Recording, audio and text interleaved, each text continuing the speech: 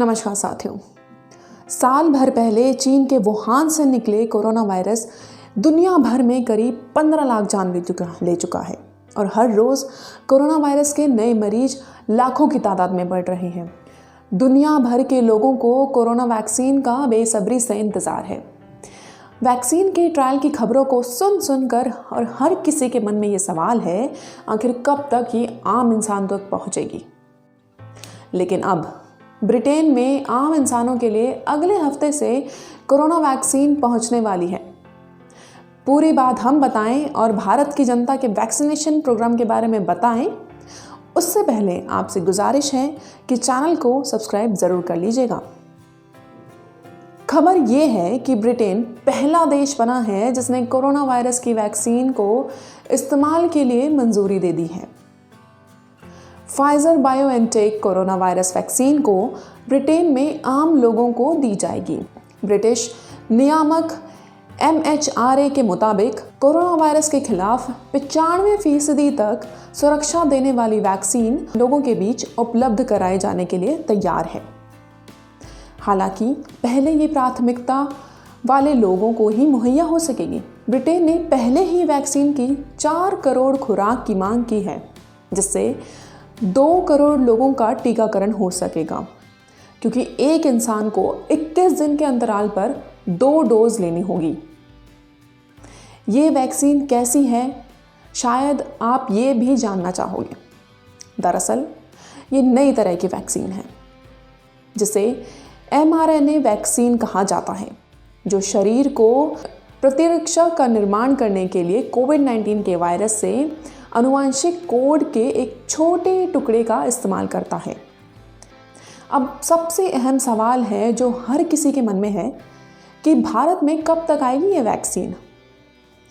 इस बारे में सरकार साफ कर चुकी है कि फिलहाल उसका मकसद कोरोना की चेन को तोड़ना है। सिर्फ उतनी ही आबादी का टीकाकरण किया जाएगा जिससे कोरोना संक्रमण की कड़ी टूट जाए। भारत में भी अगले साल की शुरुआत में वैक्सीनेशन प्रोग्राम शुरू किया जा सकता है। भारत में विकसित की जा रही 30 वैक्सीन में से 5 का क्लिनिकल ट्रायल चल रहा है। इनमें से एक है ऑक्सफोर्ड और एस्ट्राजेनेका की वैक्सीन, जिस पर फिलहाल भारत के सीरम इंस्टीट्यूट में ट्रायल चल रहा है। भारत बायोटेक एक स्वदेशी कोरोना वैक्सीन विकसित कर रही है। अगले साल की शुरुआत तक भारतीयों तक वैक्सीन की पहुंच संभव हो सकेगी। हालांकि अगर सरकार सिर्फ प्राथमिकता वाले लोगों तक भी वैक्सीन पहुंचाती है तो उनकी आबादी भी ब्रिटेन जैसे देशों से ज़्यादा हो सकती है। भारत के पक्ष में जो बात है वो आपको समझ लेनी चाहिए। हमारे देश में दुनिया भर की 60% वैक्सीन बनती है और यहाँ आधे दर्जन वैक्सीन निर्माता मौजूद हैं, जिनमें दुनिया की सबसे बड़ी वैक्सीन बनाने वाली company serum institute of India private limited शामिल है। देश का 42 साल पुराना टीकाकरण अभियान दुनिया के सबसे बड़े स्वास्थ्य अभियानों में से एक है, जिसे 55 करोड़ लोगों तक पहुंचाया जाता है। इनमें खास तौर पर नवजात शिशु और गर्भवती महिलाएं शामिल हैं, जिन्हें हर साल कई बीमारियों से बचाव के लिए वैक्सीन के करीब 39 करोड़ मुफ्त खुराकें मिलती हैं। भारत के पास इन वैक्सीन को स्टोर करने और उन पर नज़र रखने का एक बेहतरीन इलेक्ट्रॉनिक सिस्टम भी है। कोविड-19 महामारी से लड़ने के लिए वैक्सीन आने की संभावना मजबूत होते ही देश में टीकाकरण अभियान चलाने की तैयारी जोर पकड़ रही है। सरकार टीका देने वाले कर्मचारियों यानी वैक्सीनेटर्स की लिस्ट बना रही है।